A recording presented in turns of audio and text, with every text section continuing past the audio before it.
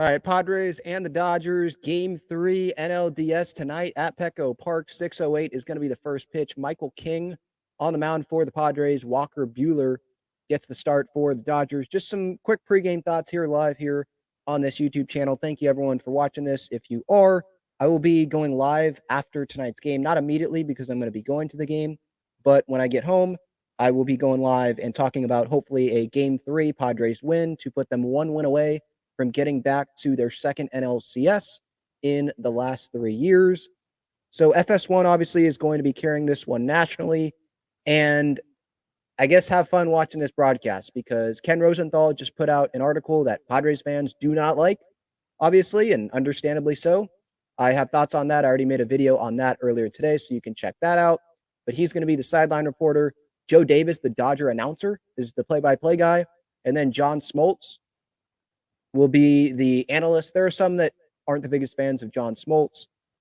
So there you go. You can listen to Jesse and Tony on 97.3 The Fan, though, if you would rather go that route and just put the FS1 broadcast on mute. But it can be hard sometimes to sync up the audio there, so that's understandable. The lineups are out for both teams. Luis Ariz, he's leading off for the Padres at first. Fernando's in right. Profar's in left. Manny is at third. Obviously, Manny is going to be one of the centers of attention tonight. There's probably going to be a camera fixated on Manny the entire night because of what's happening here. You know, Game 3 obviously throws the ball into the Dodger, or directed to the Dodger dugout to go to the Dodger bat boy. I already went through this. I feel like I've done this like 100 times now, but throws it to the Dodger bat boy. Dave Roberts doesn't see it. And then after the game or yesterday during the press conference, he acts all tough about it and saying how disrespectful that is and how, you know, the ball was directed at me, something with something behind it. Just it feels like it's motivation, and he's just grasping for something because he knows the Dodgers are in trouble. Freddie Freeman's in their lineup, but going into today, didn't know if he was going to be playing. He exits not last night, the day before, exits Game 2 because of how much the ankle hurt. Mookie Betts can't get a hit when the lights are shining bright in October, and they're down 1-1 and they have to face Michael King tonight. And the Padres can close out the series without the series even going back to Dodger Stadium. So when you're a manager and you're desperate, you probably look for sources of motivation. How can I take something, any little thing, and try to spin it so that the other guys are the bad guys, the other guys are the villains? Saying yesterday how the Padres like to take on that villain role. When it's hard for me to imagine the Padres are villains. They're only villains because they were playing on the road. But what did they do to be villains? Are they trolling Dodger fans? Yeah, they have a lead and Dodger fans are getting pissed off at them. What do you want them to do? Do you want them to be violent about it? Or do you want them to try to have fun with it? They blew you guys out. You know, Profar robs a ball. He goes and tries to be polite and give a ball to the fan that he robbed the Mookie Homer from, and the fan doesn't want it. So, like, that's not villain to me. That's Profar being nice. Michael Harris, during the wild card round, he goes and gives a ball to a fan in center field. He was smacking it all over the place against the Padres. The Padre fan took it and was saying thank you, like just like a normal, good human being. But, you know, Dodger fans, some of them can't relate to that. We had stuff being thrown at our relievers, like in the bullpen. They weren't on the field doing anything. So really, you know, Jack Flaherty yapping, Shohei throwing his bat towards the Dodger dugout or towards the Padre dugout. Like, that's more villain stuff to me than the Padres. What did the Padres do to be the villains, you know? So, hey, we'll see if there's I emailed Breaking Tea today to try to make some of those villain shirts. So we'll see if something happens there. But let's just try to move on here to this game. I can't wait for this game to start. You know, 6 o'clock to come around. Well, actually, I can't wait for the pregame intros because that's going to be fun to see Dave Roberts get booed. I mean, the entire stadium booing that guy. But I can't wait just for the game to start, just so we can watch baseball again. And we can focus on the game itself.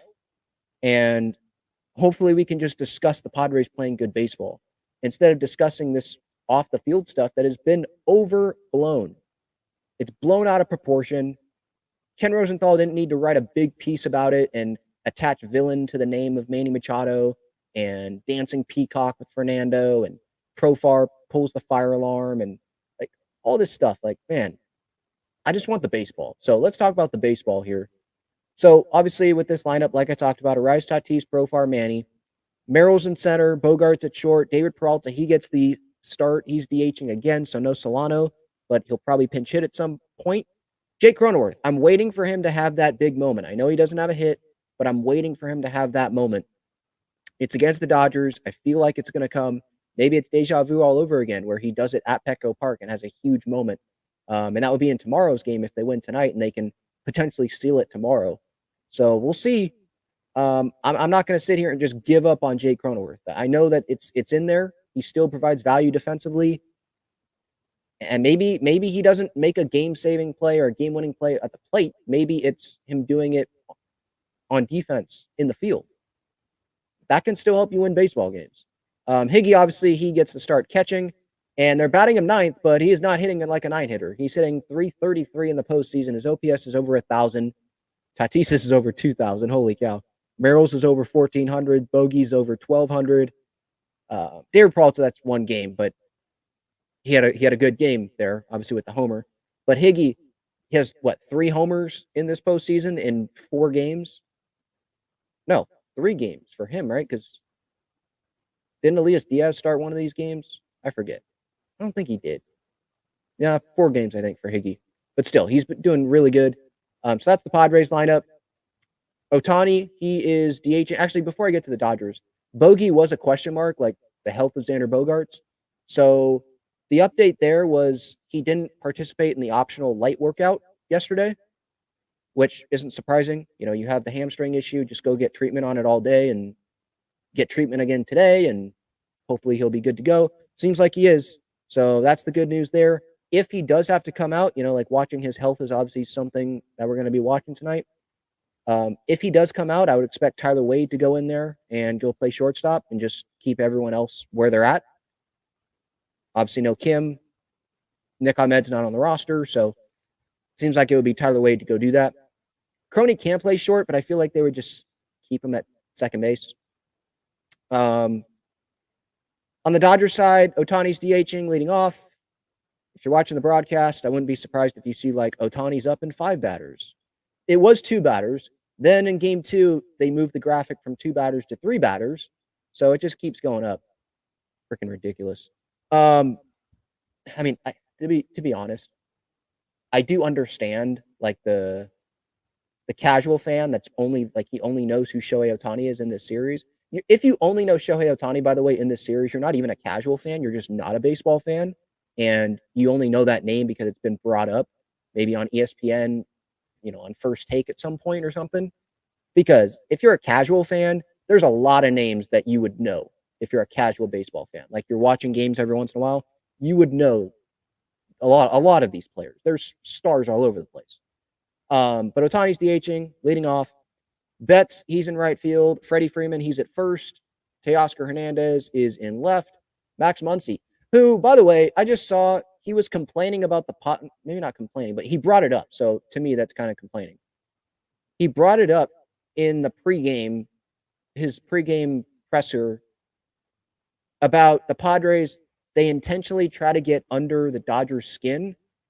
And Max Muncy brought up bat flipping 30 feet in the air after a single. Max Muncy is not the guy to be talking about bat flips. This guy bat flipped on a flyout to center field against the Giants in, I think, 2019. Maybe it's 2021, I think. Maybe you forgot about that, but go on my Twitter at Talking Friars, you'll see it. I posted the video. Yeah, he bat flipped on a flyout, so he should not be talking about guys bat flipping on a single. And your teammate, Shohei Ohtani, on a ball that barely got out, he threw his bat at the opposing dugout. Like, come on. That wasn't a game-winning home run or anything. It tied the game. And so, yeah. Dodgers, can you guys just shut up about really like everything? Because Dave Roberts, whenever he talks, maybe you shouldn't shut up because it actually favors the Padres. But Dave Roberts, when he talks, he's, you know, saying one thing and then like the next sentence contradicting himself. Guarantees a Dodger World Series in 2022. Obviously, that worked out great for them. Actually worked out great for us. And then obviously what he did yesterday, Max Muncy here. Mookie Betts, remember Mookie Betts preseason, this is going to be everyone's World Series. Well, maybe say that when you perform better in the postseason, Mookie. Maybe, just maybe. But the Padres, they're going about it the right way. They're staying classy. They're, when they're asked a question, trying to get baited into saying something, they're not really saying much. I know Manny had comments the other night about like, we're not throwing at Shohei, so don't throw at our guy. Something like that. I'm not quoting him, but he said something like that. And maybe that's what maybe some people got going on that. But really, other than that, they've been saying the right things. Mike Schill, I thought he was funny today, pregame. He was saying when he was asked about the whole Dave Roberts, Manny Machado thing, like, no, Manny, he's essentially, I'm not quoting him, but essentially he's got, I'll actually find it so I can quote him. He said that, so pretty much he said, like, no, he wasn't intentionally doing this. I don't have to defend my players. I don't have to defend Manny. And then he said at the end, Manny's got exceptional arm talent. Think he proved that on the triple play. So, like, essentially, if Manny was actually trying to hit Dave Roberts, he would have hit Dave Roberts. Don't worry about it, And that's kind of what I think. Like, he was throwing it towards the dugout because it's a small opening, so he just threw it over there, side-armed.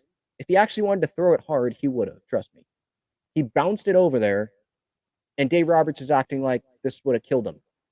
And he didn't, again, it hit the net that's right in front of him, and he didn't look up. So, yeah, you can just save it, Dave. But yeah, Schilt said all the right things, being classy and, pretty much he wants to focus on tonight's game. And again, I can't wait for the game to actually start so we can just focus on the game being played because that's what matters, right? We're going to remember what happened in this series, but what are we going to remember the most? Who won the series? That's what matters the most. Finishing out this Dodgers order. So Ohtani, Betts, Freeman, Teoscar, Muncy, Will Smith's catching. Oh, yeah, that's another one. He called Profar irrelevant earlier this year, and look what Profar's done. So the Dodgers, like it feels like every player that talks ends up sounding stupid. Gavin Lux at second base, Tommy Edmonds in center, Miguel Rojas is at shortstop, batting ninth. He also said something yesterday, about Manny chucking the ball into the dugout and how it's disrespectful. He didn't chuck the ball into the dugout. It hit the net. And then he was bringing up hypotheticals about what if it would have went into the dugout and hit someone. And it's like, Miguel, it didn't. So why are you bringing up hypotheticals, dude? If Manny wanted to throw it into the dugout, he would have thrown it into the dugout. Clearly. The guy's got the best arm in the game. He would have thrown it into the dugout. So it's these guys just trying to stir the pot.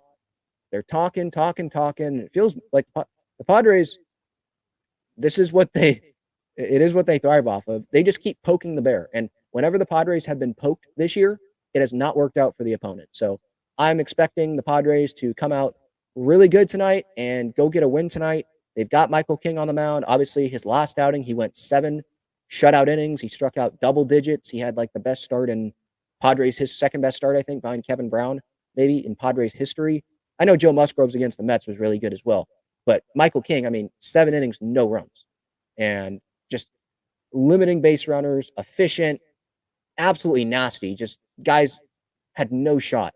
And if that's the same Michael King that we can get tonight, the Padres, they're going to win this game. Because with the back end, you can go Michael King for 7, and then you have Tanner Scott for whenever Ohtani's up in those next couple of innings. You have Jason Adam to go to, Robert Suarez, who's fresh, obviously. Jeremiah, you got a lot of options here. I still wonder, are they going to use Alec Jacob for a matchup that maybe people aren't expecting? Oh, yeah, Alec Jacob's on the postseason roster. I kind of forgot about that.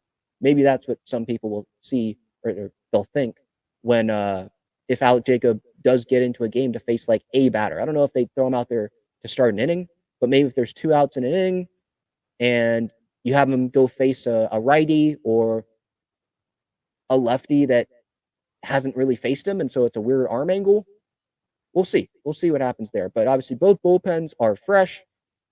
I did just post a clip of Jackson Merrill hitting a homer off of Blake Trinan earlier this year. Remember that tied it? Manny hit a homer, then Merrill hit a homer. They were down 5-0. Donovan Solano then walked off against the Dodgers. So there is fight, there's comeback in this team. So even if the Padres get down tonight, I would refer you back to that game. I would refer you to Dodger Stadium back in April when they came back and Merrill had that hit through the left side. This team doesn't give up. And this home crowd, if you're at Petco tonight like I'm going, don't give up on this team. Don't be just silent if things aren't going. I know it's hard to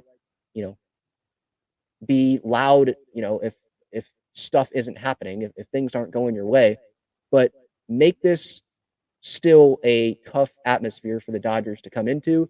I'm not saying you cross the line like Dodger fans did, but just be a great baseball crowd tonight. Bring it during intros, bring it, show love to this team. They deserve it. I think that can really help them. So, yeah, I can't wait. Walker Buehler is going to be on the mound for the Dodgers. Tatis has a homer off of him this year. Let's see if they have numbers, career numbers. I don't think is this accurate? Maybe this is this season off of Walker Buehler, because I'm pretty sure more guys in this lineup have faced Walker Buehler. And Manny, there's nowhere Manny only has 2 at-bats off of Walker Buehler in his career, right? I know Buehler's been hurt a little bit.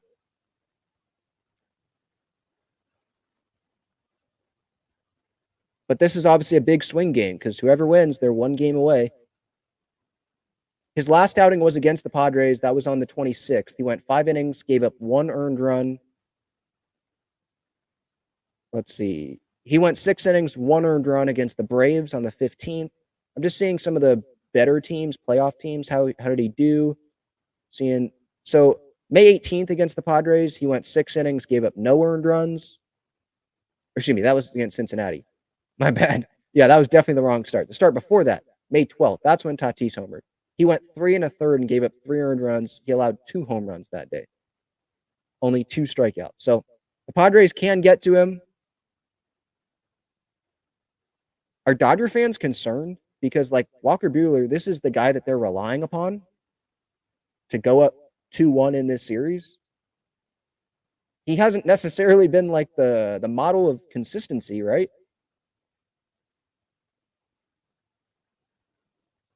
So that's going to be interesting. And then obviously how Dave Roberts navigates this bullpen. If I was Manny, by the way, I know it's kind of petty, but like I would get every out of play ball and just toss it towards the Dodger dugout. Every single one. None of them down the left field line to the ball girl like he usually does sometimes. Even if you're in the near the outfield or you're going towards that way, I would just turn around, flip it towards the Dodger dugout where the bat boy is, because he goes and gets the ball. But just do it every time. What he should do actually is wait till the Dodgers look at him and then softly underhand it and roll it. And don't have it go into the dugout.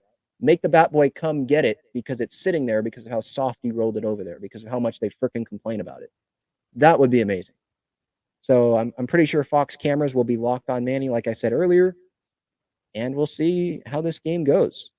Someone asked here, how do you feel about Jake? Why is he not good right now?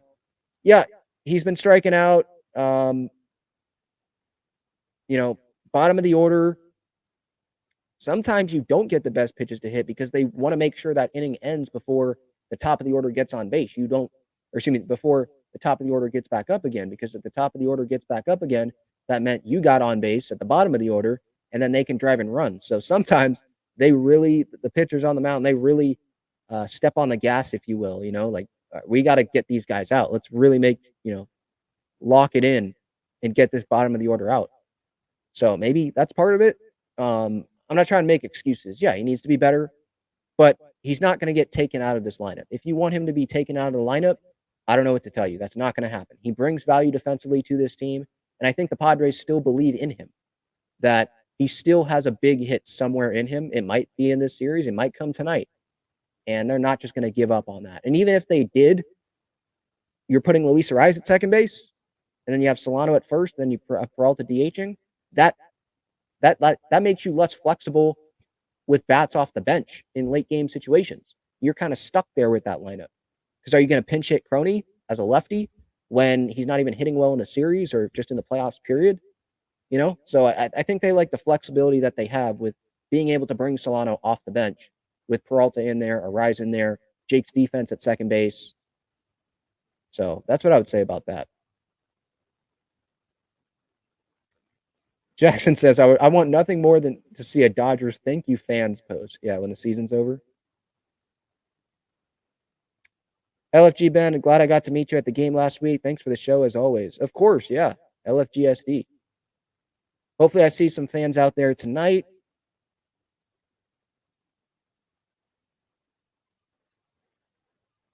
I should probably wear my Manny jersey, huh? Seems right.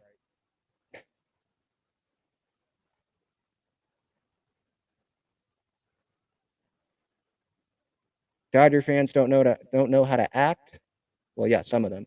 Again, I don't want to like attack all of them, but I mean, I don't go to Dodger Stadium because I like my life, but you go to Dodger Stadium and just I see videos all the time of Dodger fans fighting Dodger fans. And it's like, do you guys not know how to act? Is it the alcohol? What is it? You guys are insane.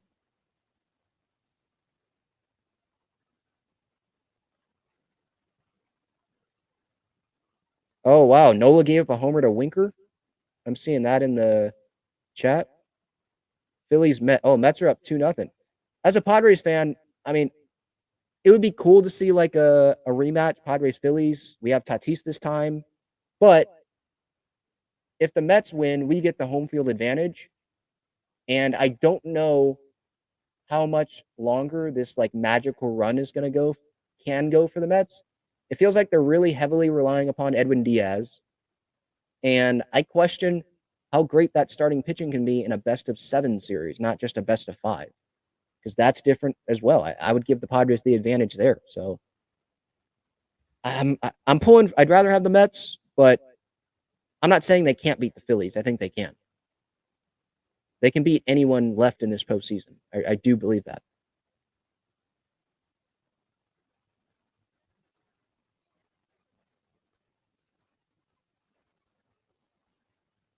Any more in the chat here that I should go on?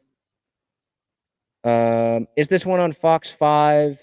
FS1. No, this game's on FS1. You see it there that I have on the screen here on MLB.com? FS1. Fox, I think, is usually reserved for the weekend or like World Series. Maybe it might be on Big Fox for the NLCS, but yeah, the division series, they go FS1. I don't know why, to be quite honest. Do they have to have like local news or something on Fox 5? Because this would draw huge ratings. It already drew huge ratings on FS1. All right, I think that's going to do it. Pre-game thoughts, NLDS Game 3, Buehler for the Dodgers, King for our Padres. It's going to be loud. It's going to be a cool environment. Hopefully, it's going to be a safe environment. I know it'll be safer than Dodger Stadium. I mean, that's a low bar to get over. And if you're watching on TV, hopefully you enjoy the broadcast as much as you can.